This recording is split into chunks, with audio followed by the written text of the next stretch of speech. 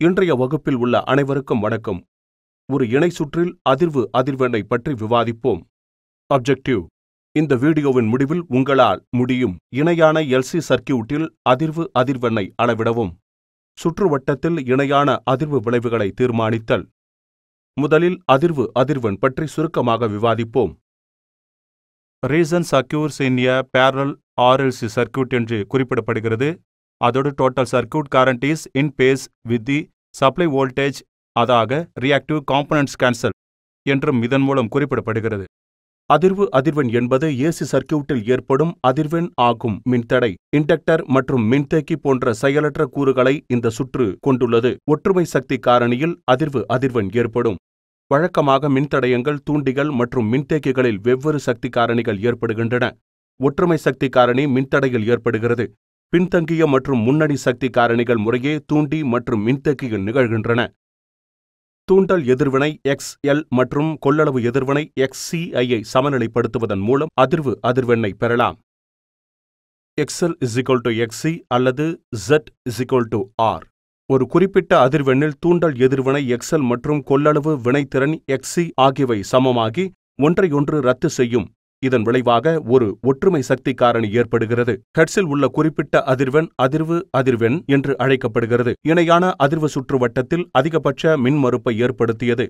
இதன் விளைவாக இணையான அதிர்வுகளில் சுற்று வழியாக பாயும் மின்னோட்டம் குறைவாக உள்ளது. இணையான அதிர்வு மின்தேக்கி மற்றும் மின்தூண்டியின் விளைவை சுற்றுவட்டத்தில் இருந்து நீக்குவதால் அது ஒரு தூய மின்தடை சுற்று போல் செயல்படுகிறது. இணையான அதிர்வு பல பயன்பாடுகளிலும் பயன்படுத்தப்படுகிறது. அவை தற்போதைய பெருக்கிகள், வடிகட்டி சுற்றுகள், ரேடியோ அதிர்வெண் பெருக்கிகள், தூண்டல் வெப்ப அமைப்புகள் முதலியன. இதை நடைமுறையில் விவாதிப்போம். இணை அதிர்வு அதிர்வெண் மற்றும் சுற்று மின்னோட்டத்தை தீர்மானிக்கவும்.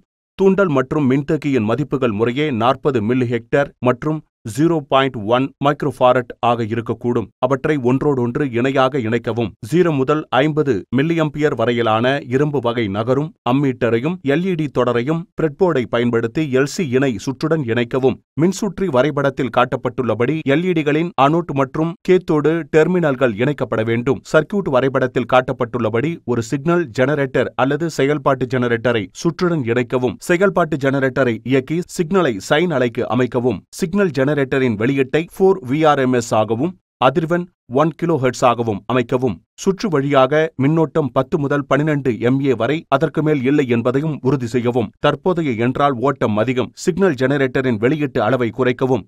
LEDக்கள் அனைத்தும் ஒளிரும். அதிர்வு அதிர்வெண் தவிர அதிர்வெண்கள் படிப்படியாக அதிர்வெண்ணை அதிகரிக்கவும் மற்றும் அதிர்வு அதிர்வெண்ணை பதிவு செய்யவும்.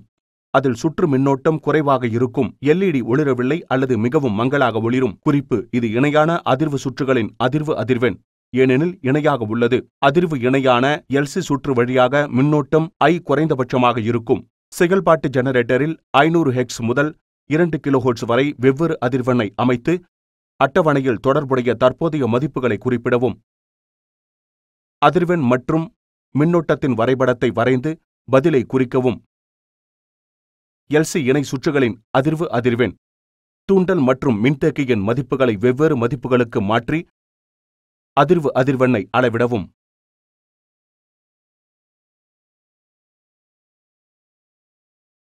சர்க்யூட்டில் LC இணை சுற்றுகளின் விளைவை தீர்மானிக்கவும். இணையான அதிர்வு அதிர்வெண்ணை பயன்படுத்தி மின்தூண்டியில் அறியப்படாத மதிப்பை கண்டுபிடிப்போம்.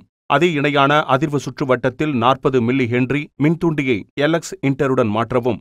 செயல்பாட்டு ஜெனரேட்டரை இயக்கவும். மின்னழுத்த அளவை 4 வோல்ட் மற்றும் சைன் அலைவடிவத்தை செயல்பாடு ஜெனரேட்டரில் அமைக்கவும்.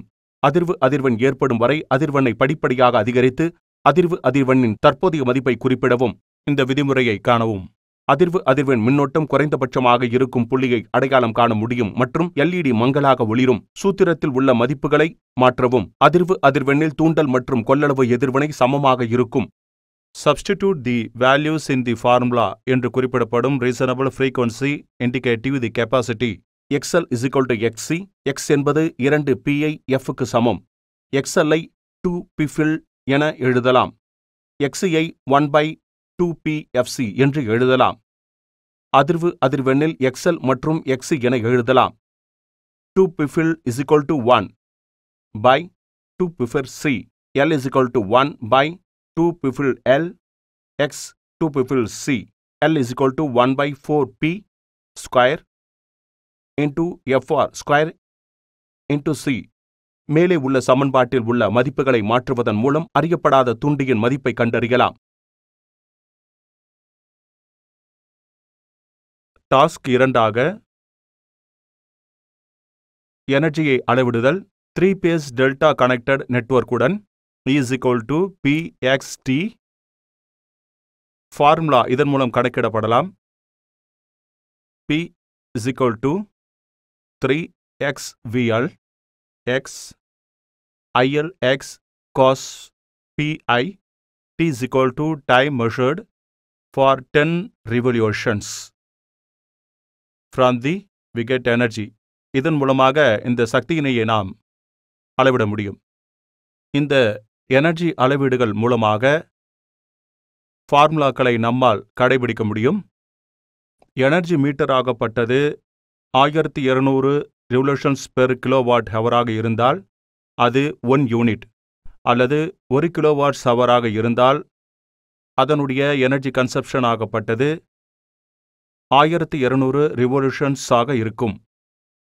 1200 ரெவல்யூஷன்ஸ் ஆக இருக்கும்போது உடனுக்குடன் ஆற்றலை கணக்கிட்டு அளவிடப்படும் மதிப்புடன் ஒப்பிடுக.